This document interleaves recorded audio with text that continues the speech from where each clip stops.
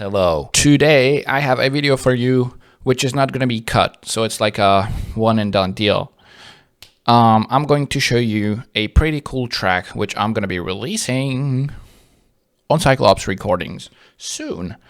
The reason that it's not going to be cut though is because this weekend I'm going to be celebrating my birthday, 28th birthday with my parents, and yeah, I don't have any free time nowadays because there's a lot of work that came up which I couldn't turn down, so things are a little bit hectic, but a couple of family emergencies, but I don't want to go into too much detail on that. So I'm just gonna slap on some subtitles in my video editing software and just gonna call it a day because I don't want to leave you guys hanging. The story behind this track is that this is originally was supposed to be a Hash collab, but he never actually worked on it. I made the intro in his style, you know, just to get him in the mood or whatever, but after a while he just stopped responding, probably forgot, I don't know, but I thought I'd finish it and just release it because it's becoming like 3 years old, probably, or more, probably 3. But yeah, this year I finished it and it's gonna come out on Cyclops, which is huge. Beginning of February, baby. So let's just take a tour in the project and just see what it's made out of. Let's start with the drop because that's the most interesting thing. So diamonds on my wrist looking fly when I'm on the scene.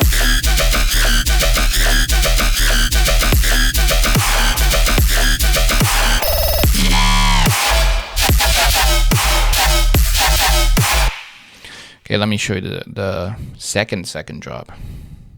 Diamonds on my wrist looking fly when I'm on the scene.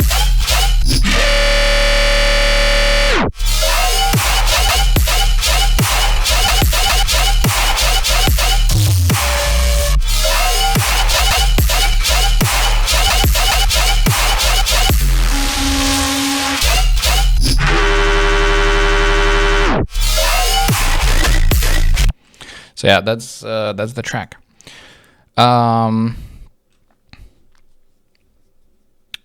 How I made it is not really interesting, unfortunately, because I was working on a sample pack and I just used one of my old samples for the main thing. I think I can show you the bass sample probably without any effects. It's not that interesting though, I believe.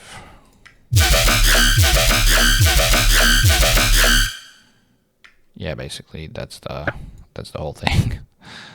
I just chopped it up in different ways. Wait. Oh yeah, there it is. This is the other one. It's my favorite.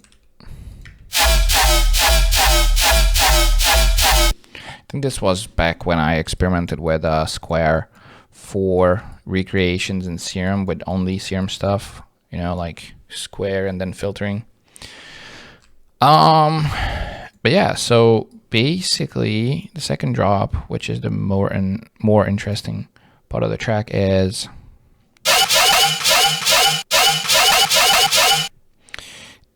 just an EQ to kind of boost into the saturator on the drop, which is on soft sign almost 80%. But then I cut it out, don't know why. Probably was a saturator here, but I just ended up deleting it because it was too distorted. I don't really remember. The sub though, I don't really recommend using this because the window size has to be set. It doesn't work the same way as a regular pitch shifter, but this doesn't have any delay apart from the window grain thing. So it's a really unorthodox way of doing sub basses in here, but yeah, I just used it's not actually a Korg sub, by the way. This is just a Korg filter resonance that is super long, and I just cut it up as a sub bass, basically. So I believe you can recreate this with operator if you use the filter in there, and then just tune the filter frequency to an actual note, which I did here with D, and just freeze it, and it's going to be a long sub bass, because if you put the resonance up to 125%, it's just going to vibrate on that note. Yeah, and I just use the pitch envelope kind of machine gun-esque sub bass, but with this thing. It's a little more grainy, not that clean. Yeah, also a lot of noise, dispersers, blah blah blah.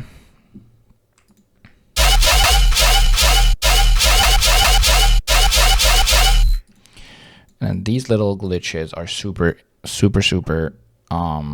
good. I like these a lot.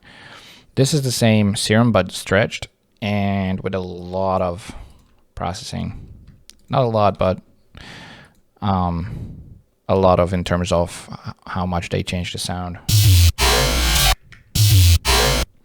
So disperser magic, which is either 1 kilohertz peak dispersing, which is kind of the old way of doing it, in my opinion, or at least how I did it back in the day. And then 2 kilohertz disperser, which is more of a high-end smoothener kind of deal. So I did this. Then Mellow Wave Folder, Mellow Wave Folder, Mellow Wave Folder, Mellow Wave Folder. And then Reason Scream 4 on feedback. And then Stab. Just stock. Makes the peaks a little bit more controlled. I can't really explain it. It just sounds better if there's a stock stab after it. Then OTT, boosting those lows. That's it. Gnarly as ever. Changing some parameters in Reason Rack so the actual screech is a little bit lower. And that's about it, I believe. Oh yeah, these are the same. These things are the same, I think. The only difference, I mean, the same sample that I used in the entire track, but I think this is.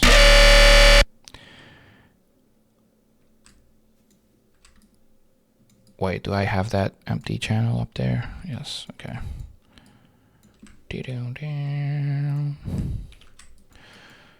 So I think I just created a sound accidentally that's reminded me of FISO, so I went in that direction with this thing.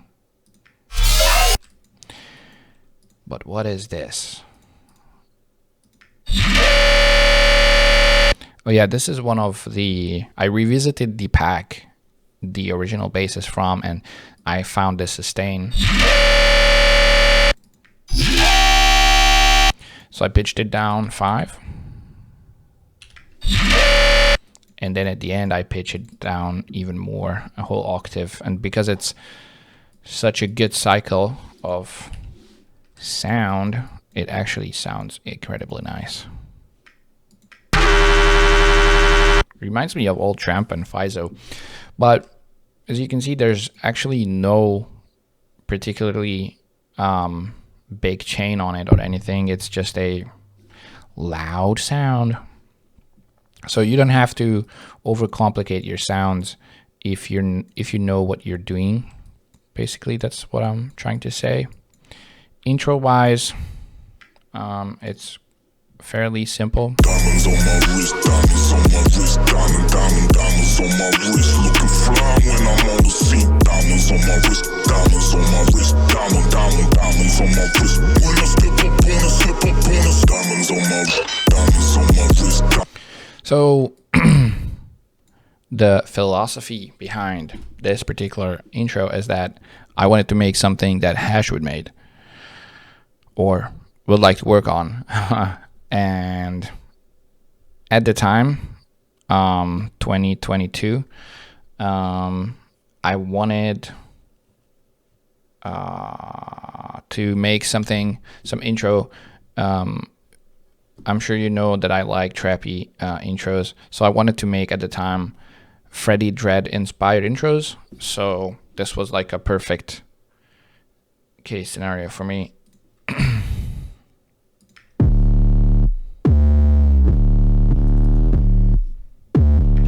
Found this cool ass 808 on Splice. Was just searching for something random and found that. I usually make my own 808 patterns, but you know, this fit perfectly with the vocal. Diamonds on my wrist, diamonds on my wrist, diamonds on my wrist. Looking fly when I'm on the scene, diamonds on my wrist.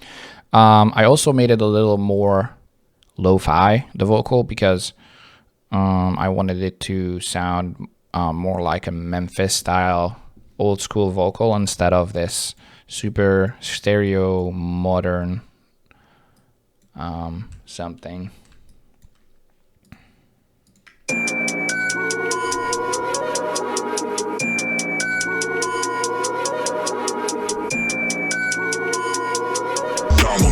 Diamonds on my wrist. When I slip up on a diamond.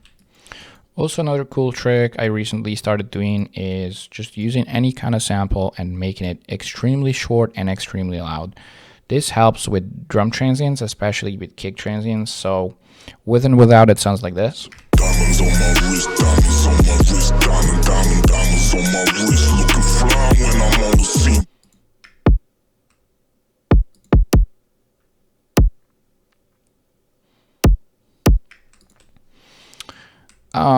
That's it, in my opinion. I don't think there's anything noteworthy. I just did 4 variations of the same drop.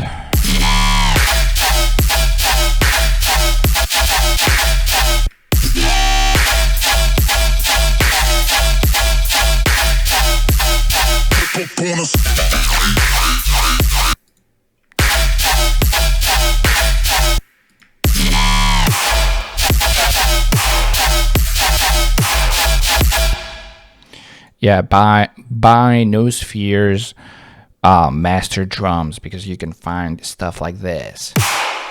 Damn. Goddamn. Sheesh.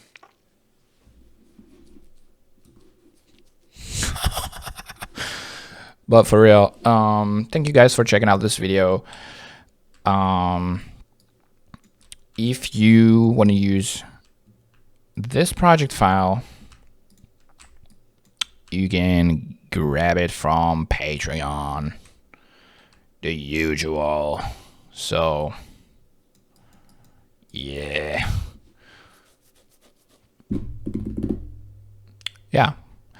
it's gonna be up when this video is posted. So thank you guys for rocking out with me, and see you guys next week, where I'm going to be posting a lot more videos, because I don't know why I say because all the time, but that's all. I love you. Bye. If you found this video helpful, don't forget to check out my website for a lot of high quality Serum and Vital presets and drum samples. You can also support me on Patreon, where I upload bass music specific tutorial content every single month. Peace.